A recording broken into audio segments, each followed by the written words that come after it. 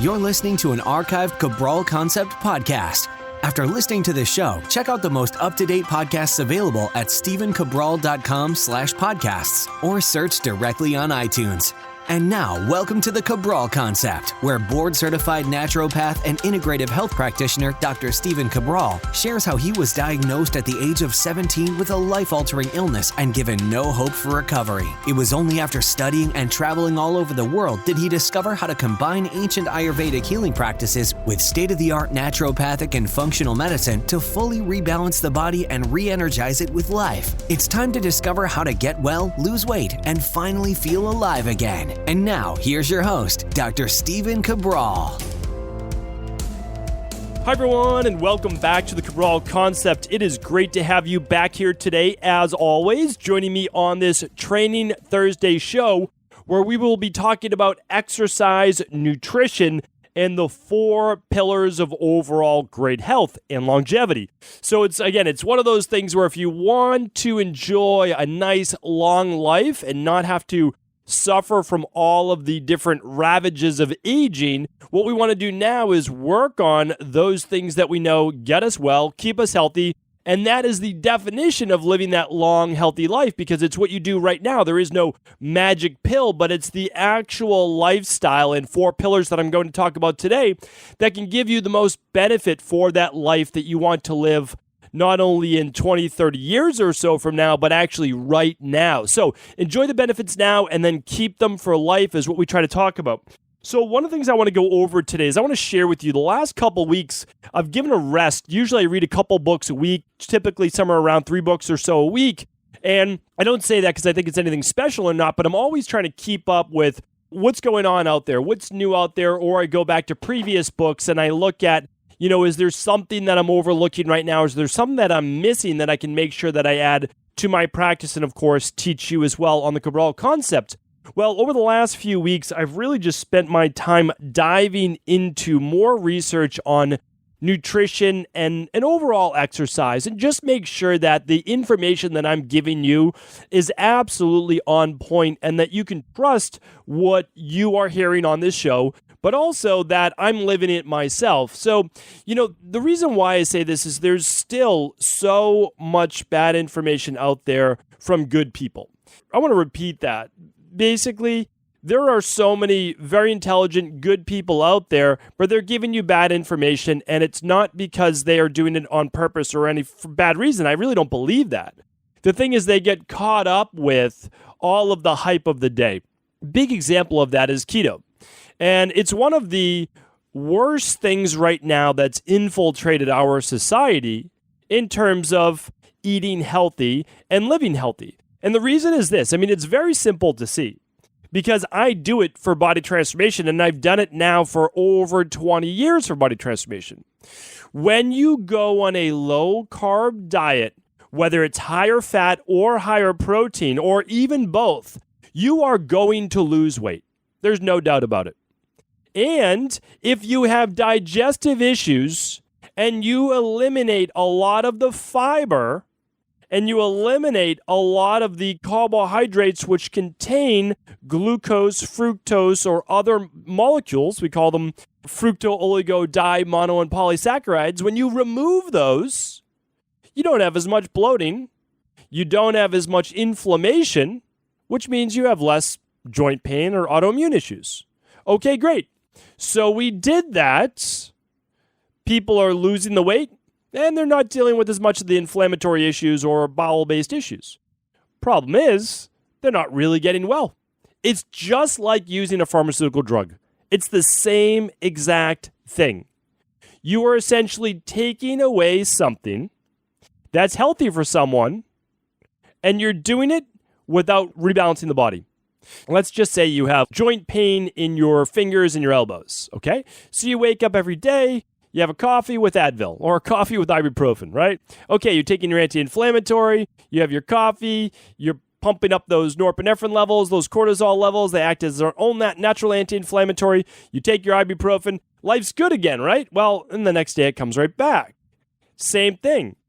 If you take out all the carbohydrates for someone that wants to lose weight, or you go below that 50 grams a day, like a lot of keto-based diets promote, well, what happens? What happens is this, the person loses the weight. What happens if they eat carbohydrates the next day? They gain the weight back. Does not really seem like that is a good long-term diet. And I'll talk a little bit more about that today. Same thing for joint pain, inflammation, gut-based issues. Take away the carbs. Okay, the person starts to feel better. Why? Well, the reason was not because they were allergic to carbohydrates. That's not the case with anyone.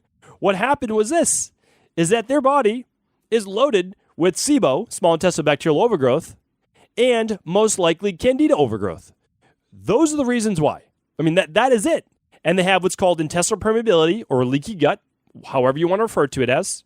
Increased intestinal permeability, increased luminal space, however you want to refer it. But proteins start to seep through. What are those called? Endotoxins. What happens? It inflames the immune system. Well, why would the immune system get aggravated by that? Well, it's because you are spilling proteins and bacteria into the blood, and it's its job to clean it up. Your body didn't mess up. Nothing wrong with the body. It's actually functioning really well. It's trying to save your life. That's what it's doing. The problem is, we don't look at those things. Again, very intelligent people giving you bad advice. Why? They want to help you. They've seen this work in their practice or whatever it might be. But the problem is, it's short-sighted. It's not the 10-year plan, but it might be the 10-day plan. That's the issue. What I want you to do is get healthy now, do it once, and then stay healthy for life. That's always what it's about. And I tell every single person that I've ever worked with in my practice is this. Listen, we're going to give you a plan. We're going to work the plan. We'll make adjustments, whatever we need to. We're going to do this once. We're going to do it right. You're going to get well or lose the weight, and that will lead to then better aging and longevity. But if 10 years from now, you were to ever fall off that wagon, we have a plan we also know will work. And we go back to that plan. So again, no fear. I tell people all the time, and that will actually come up as one of the pillars of health. You have to be careful what your mind is thinking. All right, I could go on and on like I did yesterday and rant, but I don't want to do that. Because what I want you to do is always take home actionable information. And whatever I just said right there was not to offend anyone or call anyone out. That's not it at all. I was not thinking of anyone specifically, and that's the truth. No one specifically.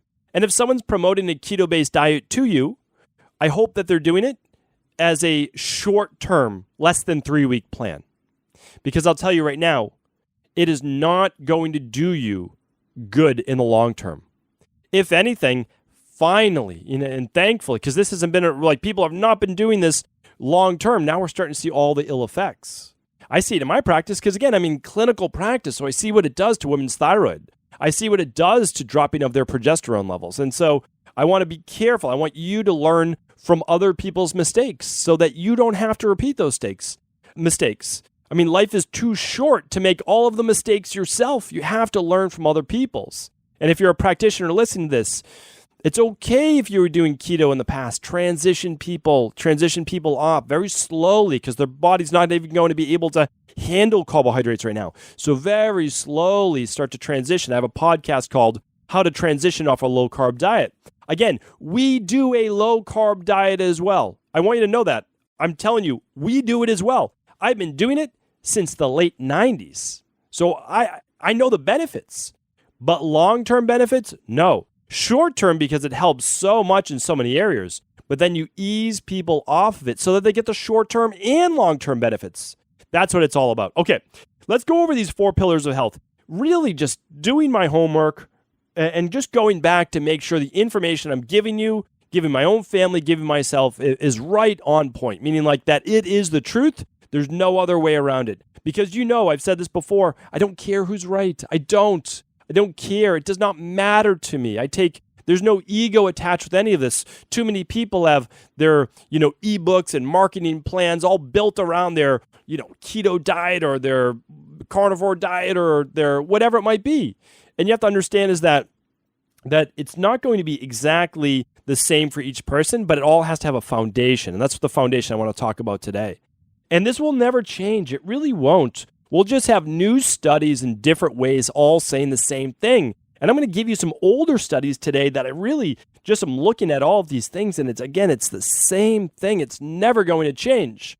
And so we had Atkins previously, and we kind of move into Salt Beach, which is pretty much the Atkins diet, just a little bit different.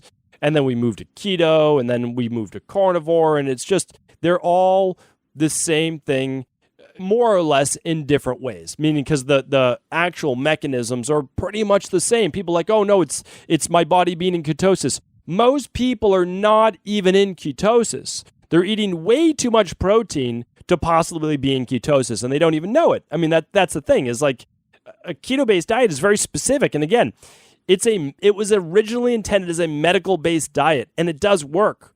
There are repercussions to it, though, and that's what I want to just chat about that a little bit today. All right, let's dive right into it, because I could talk about this for hours. So what I've been going back and really looking at is, what can we look at for the overall pillars of great health? And one of the things that struck me is just the massive amount of research people like Dr. Dean Ornish has done. And so again, people will say, oh, they'll point to whatever study that they don't like. Here's the thing. There are multiple studies with thousands of people, and that's what I want to look at. This is 23,000 person study, and you can just pick whatever you like. There are tens of thousands of studies you're welcome to look at. And what I want to go through are these 4 pillars. And the first one I want to start with, since this is a Training Thursday, is exercise. Now, a lot of people get overwhelmed at the thought of exercise. Like, they don't want to go to the gym. They don't want to hire a personal trainer. They don't want to do all these fancy exercises. Well, I want to share with you something that I think will be very beneficial for you. And it's that walking for 3 hours per week for just 3 months caused so many new neurons to grow in the brain that it actually increased the size of people's brains. So when we look at that for overall mind, body, we can say walking alone has been one of those things that's been around forever, of course. It's been talked about in the blue zones, moderate exercise, moderate exercise, moderate exercise. That's what's been stated over and over. Now, again, I also teach some high-intensity interval training, and I've been doing that since way back in the day, right? And it is great, and it works great for body transformation. But we have to understand is if you're not ready for that, nor are most people getting enough sleep or enough nutrition, as I talked about yesterday on yesterday's show, to even be able to do that. But walking, we can all do. And if there's some reason why you can't walk, then I recommend doing an upright bike. And if you can't do an upright bike, then I recommend using an ergometer. If there's anything with your legs that you can't do for that reason, then you can do it with your upper body and your arms, which is called an ergometer. It's basically you pull yourself right into a seat and you use your arms for movement. But get the body moving, ideally walking. And the reason why I like walking over the bike is, one, is hopefully you can do it outside. But even if you can't, what I like to do is I like the whole body in locomotion. So I like the whole body swinging the arms. I like the legs moving. I like the torso resisting rotation. It's fantastic. I want you to not be seated for at least part of the day. So, and that's only 3 hours per week. I mean, what are we even really talking about it at 3 hours per week? And we divide that by 7. That's what, 180 minutes divided by 7, which is only somewhere around 25 or so minutes a day. I mean, that is really nothing for us to be moving. That's about the same amount of time I like to go for my lunchtime walk. And hopefully most people have just a little bit of flexibility in their day that they could sneak out at lunch, before lunch or after lunch. Even if you have to eat lunch at your desk, go for a walk afterwards. It will keep your blood sugar more stable. It's going to boost your mood. It's going to give you a little energy. It's going to get you out of that stuffy, toxic office environment. And you're going to be able to move your body. And it's just vitally, vitally important. Okay, so that's that. But if we really want to work on overall health and longevity, much more research from this 23,000 person study, and I'll talk about that, of 30 minutes a day or an hour every other day for a total of 3 to 5 hours of aerobic exercise per week. Again, I'm the biggest proponent of weight training and resistance training as well. It's good for the bones, good for the muscles, good for the ligaments, good for the tendons, boosts endorphins. I could go on and on. But what I want to share with you is this: 3 to 5 hours a week of aerobic exercise. We still have to pump the blood through our body and not always work in that anaerobic base threshold. We also want to work with oxygen, which is what aerobic means. And anaerobic is basically without oxygen. So you want to work both of those pathways. I got away from that for many years in my 20s. Weight training, sprinting, and you know what? Great for body transformation. So I'm not going to deny that because I stay unbiased. Lower carb, good amount of protein, good amount of fat, sprinting, resistance training. It works. It will transform your body. There's no doubt about it, which is why you see so many people in their 20s preaching it as a personal trainer, as a health coach, as a practitioner, whatever it might be. It works. It works. No doubt about it. But I also want you to live past 67 years old. I mean, that's important too.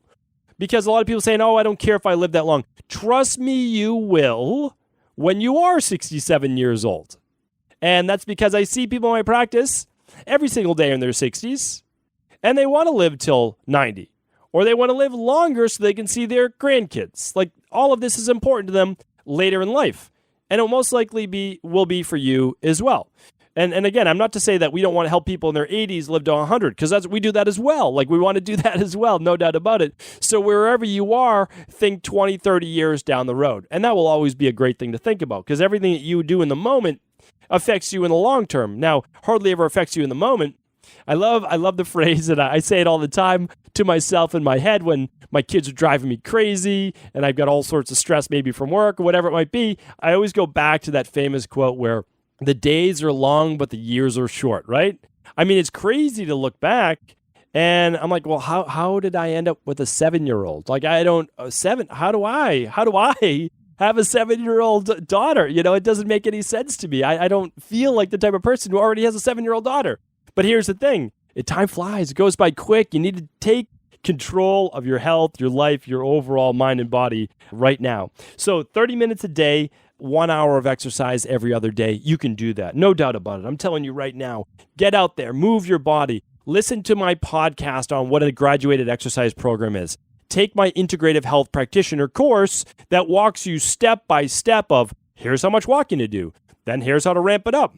Then here's how to do some cardio. Then here's how to do some body weight training. Then here's how to do, some high intensity interval training. Start with where you're at right now. Do a half hour today of walking. If you do nothing right now, that's okay with me. Start with walking.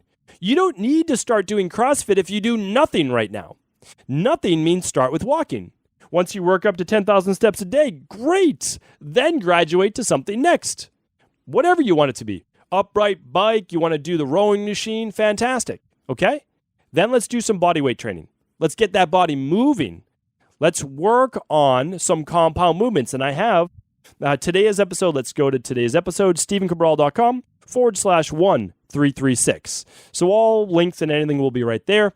But keep in mind, we have every Thursday. It's either a Toxic Thursday or a Training Thursday. And the vast majority, 90%, are Training Thursdays.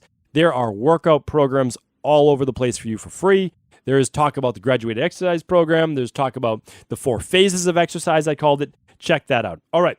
The next pillar is this. Eating healthy, of course, right? Eating healthy. It's not all 4 pillars, but it is one pillar that Dr. Ornish likes to refer to. And so, again, I want to give him credit because I give credit to great people in the industry. Is he the only person I listen to? Of course not. I listen to everybody. Like everyone. And I try to teach as much as I can. So here's the thing. And I really like this. Here's what we want to look at.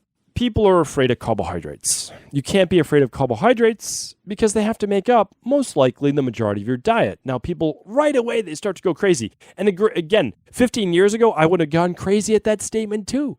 But it was a lack of education on my part 15 years ago.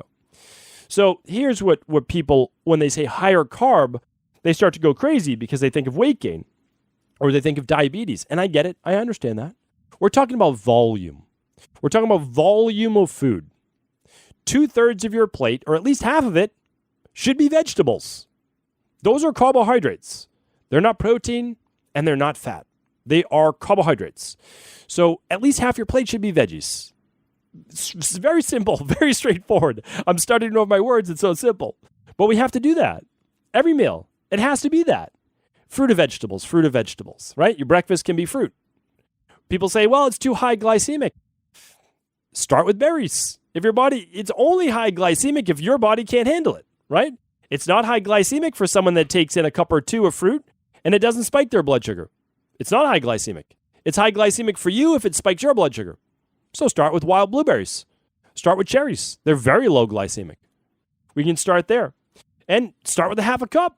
If that's all your body and cells can tolerate, here's what we need to do. Change those cells. And they will change. They'll change after 3 to 4 months of eating a predominantly plant-based diet. So what are your good carbs? Well, in this study, they were vegetables. They were fruit. There were whole grains. There were legumes. And there were soy products in their natural forms. Now, let me break that down a little further. I'm not recommending that people eat a ton of grains.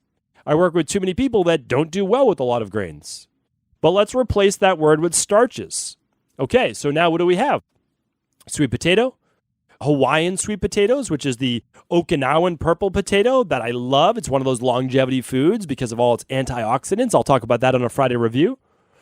What else? Well, you have yuca. You've got all sorts of different types of potatoes if you just don't want to do sweet potatoes. Okay. I'm not a huge advocate of always eating the skin because of mold and those types of things, but if you're going to eat a white potato, better to have it with the skin. What else? Well, we have root vegetables like parsnips and beets and rainbow carrots. Those are all great, and those are more starchy. Legumes. Well, we have black beans. We've got dal. We've got split mung beans. Those are all fantastic. And then in terms of grains, well, a lot of people can do a wild rice or they can do quinoa or something like that. It does work for them. I do recommend for the most part that you don't take in a lot of gluten. But I'm good with things like organic oatmeal. I think that can be a great thing. It's already been shown to be a great thing over and over and over for most people. Not for everyone. So for those people it's not great for, guess what? Don't eat that, right? Don't eat that food. And then soy products. Great for everyone? Absolutely not. Is all soy good? Certainly not. Soy milks? No. Processed soy? No. What about some organic tofu that's non-GMO, that's sprouted? Could be good for some people. Every day? Probably not. Small amount, couple times a week? Most likely okay for most people. Don't go overboard. Certainly not a huge advocate of eating a lot of soy. But I can tell you this, when it's not overdone, it could be another protein source. It should be sprouted. It should be organic. Most soy, 93% is GMO. And if you have any issues with a conversion to estrogen, it might not be right for you, especially if you're a female or male, and then females before menopause. But it could be great maybe after menopause when estrogen levels are lower. Again, all of this can be tested. Your hormones can be tested right at home with a thyroid adrenal hormone. There's no need to guess. Absolutely no need to guess. If you're worried about the estrogenic effects and you say, okay, well, I'm going to eat soy twice a week on Tuesdays and Fridays for lunch as just part of my plant-based lunch. Okay, well, after a month of doing that, test your estrogen levels. Test it at home. I mean, it's easy to do. Then there's no more guesswork. And you can say, hey, I tried it. It raised my estrogen levels. Not good for me. I get it. Then yes, we shouldn't eat that, right? I don't eat soy, but I'm not saying that no one can't eat soy. I just choose not to do it for me. It doesn't work great with my body. That's all. All right. So this is it. What do we do, though? We need to keep our carbs lower if they include processed sugar, high fructose corn syrup, and white flour or processed flour. I don't even think a whole lot of wheat flour is that great either. I don't think a lot of processed flour in general is a healthy thing. Why? Because it's more likely to spike blood sugar. Important to look at this. All right. What else is this? Daily omega-3s. Really great study here. Those consuming fish once a week or more had 60% less chance of getting Alzheimer's. I will eat fish a couple times a week as a trade-off, even if I didn't like it, not to get Alzheimer's. Or use a good quality triglyceride form. Doesn't raise your triglycerides. That's the oxymoron right there. Triglyceride-bound form of a good quality omega-3. All right, super important. I will link one up today at stephencabral.com/1336. And I'll also link up the omega-3 test, the most underrated test in the world. I mean, it really is. If you have a 9% saturation of omega-3s in your blood, you have a 90% risk reduction rate for cardiovascular death, sudden cardiovascular death. It's an amazing statistic, and all you need to do is balance your omega-6s to omega-3s. It's unbelievable, yet no one knows about it. No one does it. You can do it right at home. Super simple. Okay, you can do it for your kids. You can do it for yourself. I know that I'm already behind on this show, so I want to make sure that I get everything in, and it's this. So, again, I don't want to be the bearer of bad news, and I want to stay open. But here's the thing. I keep reading more and more about consuming saturated fat and developing Alzheimer's or developing additional inflammation and free radicals in the body. I talked about this on a podcast I did with a famous host a while back. Talked about how if you have increased permeability and you're on a keto diet and you're taking in a lot of saturated fat, it actually increases the bacteria that gets drawn into the bloodstream. Not a good thing. And they found those 65 and older consuming a higher amount of saturated fat or trans fat more than doubled the risk of developing Alzheimer's. Important to look at it, and that is in the, the Arch Neural 2003 journal. Morris, MC, et al. Al was the author of that study. That was way back in 2003. In those 65 or older, the risk of cognitive decline was 38% lower in those eating high versus low amounts of vegetables. So again, when in doubt, plant-based diet. Now again, if it bothers your digestive system, it's not the vegetable's fault. Please run a organic acids test, run a stool test, find out what the imbalances are in your gut. You will better be able to absorb food. You'll have less anxiety. You'll have less, feelings of bloating and gas. I mean, you owe it to yourself. Again, you don't have to work with us. Work with your local integrative health practitioner. Work with your local functional medicine doctor, your local naturopathic doctor, whoever you believe, or nutritionist that specializes in it. Great. Look at what's going on in your gut, rebalance it, eat the healthy foods that can let you live a long, healthy life. Okay. Next up, we have two more pillars, and I'm going to give you the 4 stats that this can help with. Lower stress, right? We talk about this all the time. The next pillar is lowering of stress. I won't spend too much time on it because we have so many podcasts telling you that stress increases stress hormones, right? So perceived stress of our environment, as well as stress inside internally, right? In our gut or from viruses, heavy metals, toxins, increases stress hormones. And stress hormones, such as cortisol, can lead to dementia and Alzheimer's, neurological issues, autoimmune issues, etc. They can lead to that intestinal permeability, which disrupts the immune system. They can lead to things like psoriasis. We have to understand is that stress is a major inhibitor of longevity and overall health. When we go back and we look at the blue zones, one of the amazing things that helped them live a longer life was a lower stress life. And a lower stress life typically means this, that you feel you are in more control of your daily routine in life. You feel like you have some sort of control. Those people that live in the most fear typically have the most stress. So just think about that. What are ways in your life that you can decrease stress? And we have lots of podcasts on that. And increase your overall happiness and your feeling of control. Not in an overarching way, but your feeling of control that what you do, you have control of. And that's a really important thing to look at. All right. The last pillar here, which we don't always get into, we talk about it a little bit on Mindset and Motivation Mondays, but it's love and support. Love and support.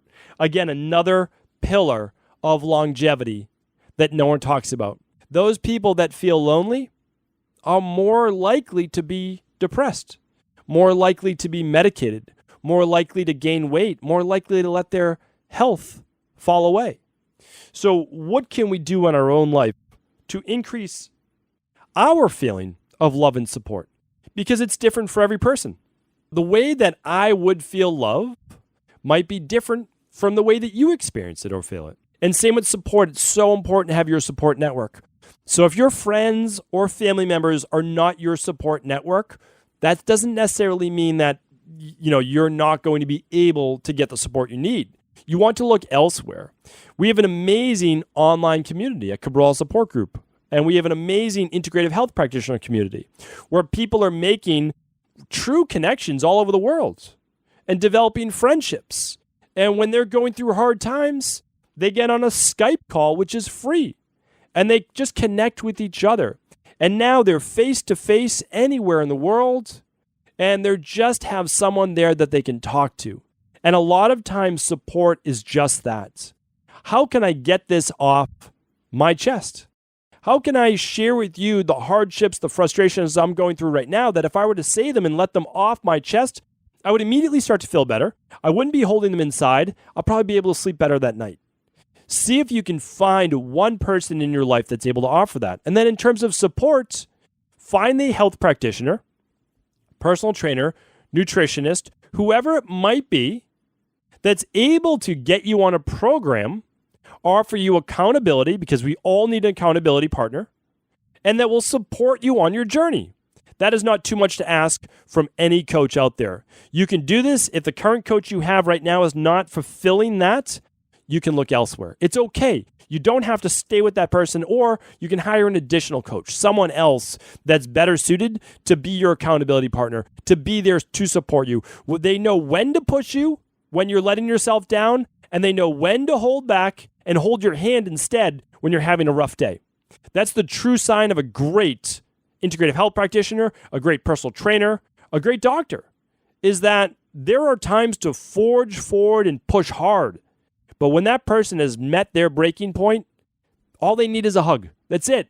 You're allowed to mess up in life. You're allowed to take a day off. You are. It's okay. Don't take 2 months off. Take a day off. Your coach, a good coach, will allow that as long as that does not happen too often, right? Sometimes tough love is needed. There's no doubt about that. So let me give you some amazing statistics if you were to follow a program just like this. It's only, again, I didn't give you anything complicated. Exercising 30 minutes a day or an hour every other day. Just move your body. Just walk. That's it. If you can only do one thing, then just walk. It's at least a place to get started, okay? Eat a predominantly plant-based diet. I'm not saying you can't have some animal protein. I'm not saying that you can't have some saturated fat. Predominantly plant-based, okay? The next thing is this, lower stress.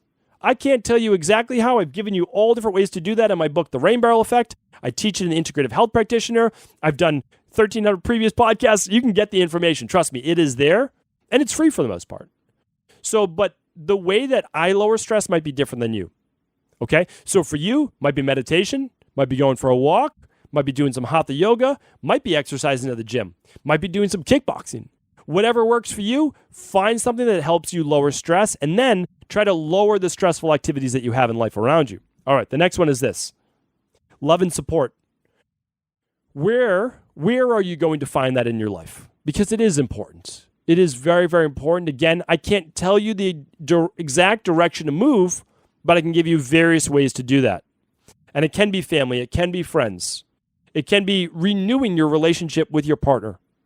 It also could be hiring the coach that will keep you accountable and that will support you along the way. It could be just simply understanding that with 8 billion people on earth, there's someone who understands you and who's willing to chat with you when you're having hard times, and vice versa, that the two of you can support each other. And you can find many people like that, again, at cabralsupportgroup.com. It's a free Facebook group. It's completely free. No charge at all. And we offer free health coaching there on a daily basis. Now, if you were to go through these 4 pillars, you could expect, again, there's no guarantees in life, but in 23,000 person study, this is what happened. 93% reduction of diabetes, 81% reduction of heart attacks, 50% reduction of strokes, 36% reduction of all cancers. It also helped prostate and breast inflammation, which was reduced, and telomerase, which is a marker for longevity, increased 30% in only 3 months. So in 12 weeks, how long are my programs? 12 weeks, same, because it's what you see in clinical practice. That's right. Like I'm not making this up. Reduction in diabetes, reduction in heart attacks, reduction in strokes, and reduction in cancer. Also reduction in breast and prostate inflammation. Improvement in aging-based markers, anti-aging markers. Now, is this worth it? It absolutely is. It absolutely is. Because here's the thing. We're all going to age no matter what. We're all aging no matter what. But we can dictate how we age. And that's the important thing. So to sum it up, eat well, less stress, move your body more, and love more. Hopefully this was helpful. Thank you so much for tuning in to another Cabral Concept. As always, if this was beneficial, please do share this with anyone you believe it could serve. Take care, everyone. Ever wonder what the best sauna, blue blockers, sleep trackers, wake lights, salt lamps, or other health gadgets are? Or what about the top non-toxic mattresses, sheets, soaps, bath products, toothpaste, and cookware? Or would you like to know the cleanest choices for hemp parts, meal delivery services, supplements, and much more? I personally curated, researched, and now created a resource page of all of my top picks that continues to grow each week. These are the exact products I use in my own life, with my family, in my private practice, and they're the ones I trust. To find out all of my up-to-date recommendations and all the details, simply head on over to stephencabral.com/resources.